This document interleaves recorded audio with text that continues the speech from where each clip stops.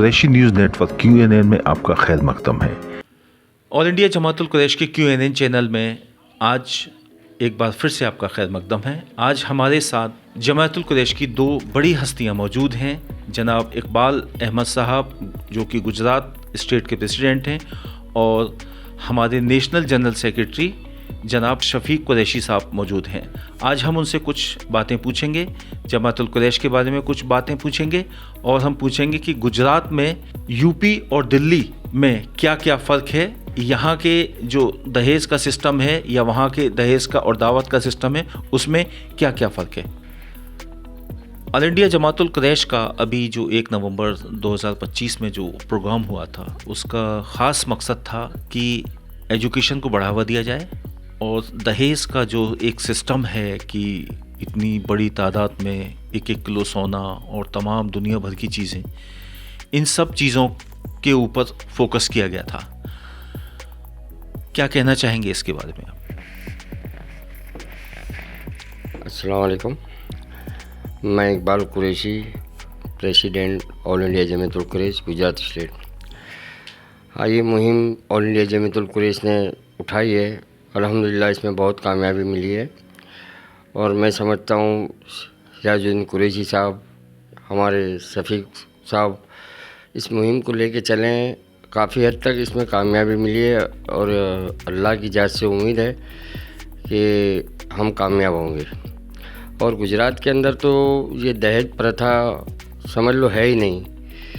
कौन क्या देता है, क्या लेता है, वो एक हाथ से दूसरे हाथ को पता नहीं चलता।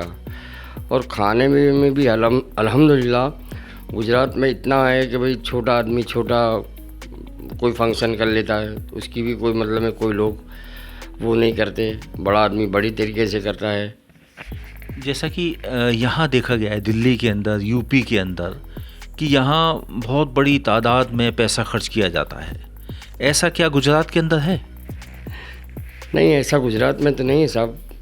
अल्हम्दुलिल्लाह गुजरात में एक बहुत बड़ी अच्छी बात यह है कि हमारे नबी करीम आप सल्लल्लाहु अलैहि वसल्लम के बताए हुए रास्ते पर बहुत से लोग चलते हैं। दहेज को बहुत कम वो देते हैं अहमियत। अच्छा, तो क्या मैसेज देना चाहेंगे, ख़ास करके यूपी और दिल्ली के लोगों के लिए? आप क्या मतलब कहना चाहेंगे? क्या मैसेज कह लीजिए या फिर नसीहत कह लीजिए?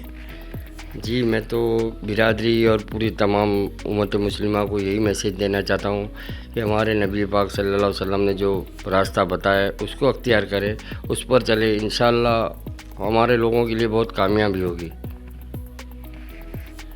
जनाब शफीक कुरैशी साहब, नेशनल जनरल सेक्रेटरी, हमारे साथ में मौजूद हैं, और हम उनसे भी चाहेंगे कि कुछ व्यूज़ ले लें उनके।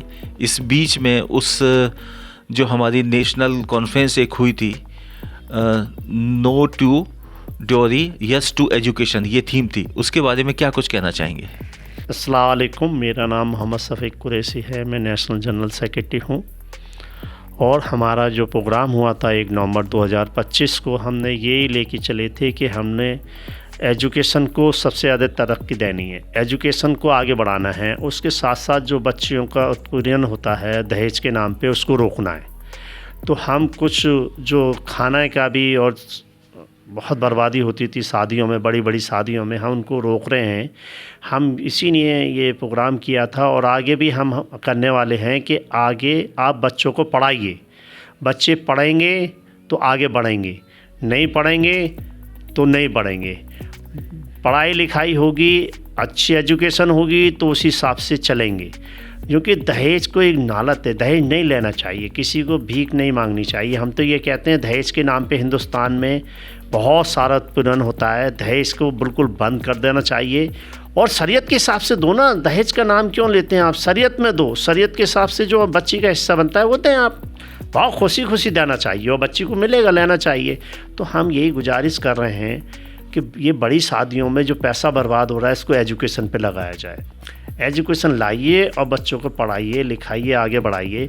हमारा वो जो 100 साला जश्न मनाया गया था, इसी पे जब कामयाब होगा जब हम इसके अमल करेंगे इस पे, क्योंकि हम लोग बहुत बर्बादी कर रहे हैं बड़ी बड़ी शादियाँ करके, बड़े बड़े फंक्शन करके। जो नॉर्मल हो सकता है वो पैसा हम तो चाहते हैं एजुकेशन पे खर्च करो, बच्ची का हिस्सा तो उसमें कामयाब होंगे। बच्चियों आज जो हमारा उत्पीड़न हो रहा है, बहुत दिल दुखता है कि बहुत बच्चियां बैठी हैं, हज़ारों बच्चियां बैठी हुई हैं, उन बच्चियों की शादी नहीं हो पा रही। क्यों नहीं हो पा रही? इसका रीज़न है क्या वो अपने घर बेच के कुछ भी दे दें, मगर लोगों को दिखना चाहिए।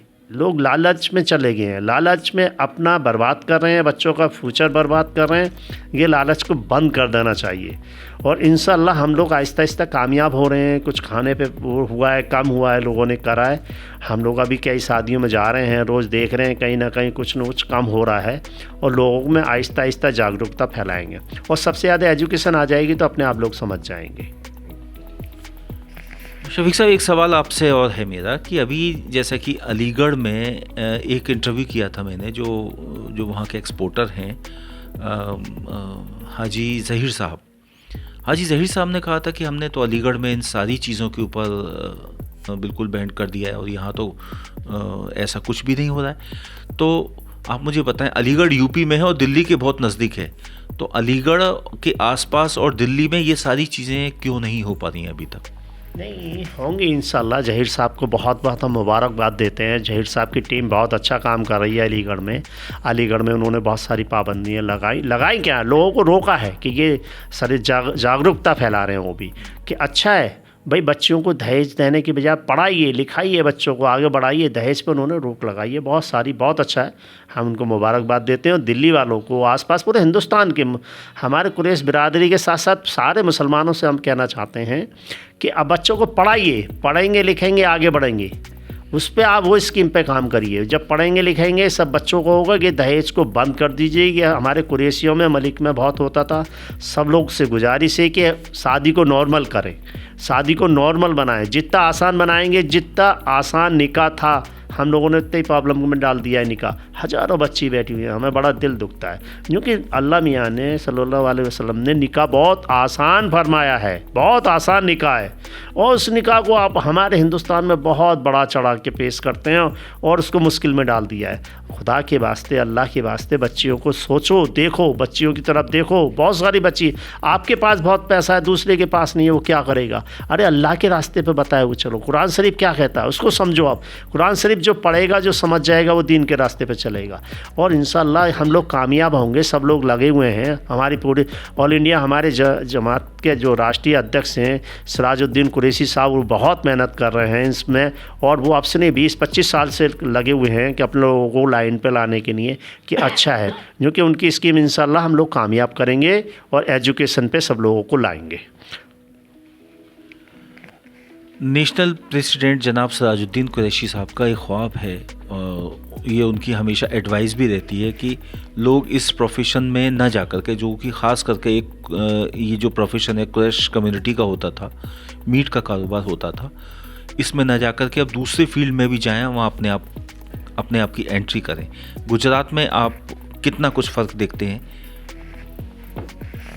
अल्हम्दुलिल्लाह गुजरात में तो बहुत फ़र्क आ चुका है, क्योंकि घर में दो या चार लड़के होते हैं तो अल्हम्दुलिल्लाह एक हमारे मतलब में कुरैश बिरादरी कारोबार में है और भी कहीं कारोबार में लगे हैं। और साहब का भी यही कहना है कि अगर भाई घर के अंदर आपके 2-4 बच्चे हैं तो उनको अलग अलग फील्ड में डालो ताकि उनका भी फ्यूचर अच्छा हो और हमारा भी फ्यूचर अच्छा हो, हमारे कारोबार का भी फ्यूचर अच्छा हो। तो अल्हम्दुलिल्लाह गुजरात में तो पहले से ही लोग मतलब में अलग अलग फील्ड में जा चुके हैं।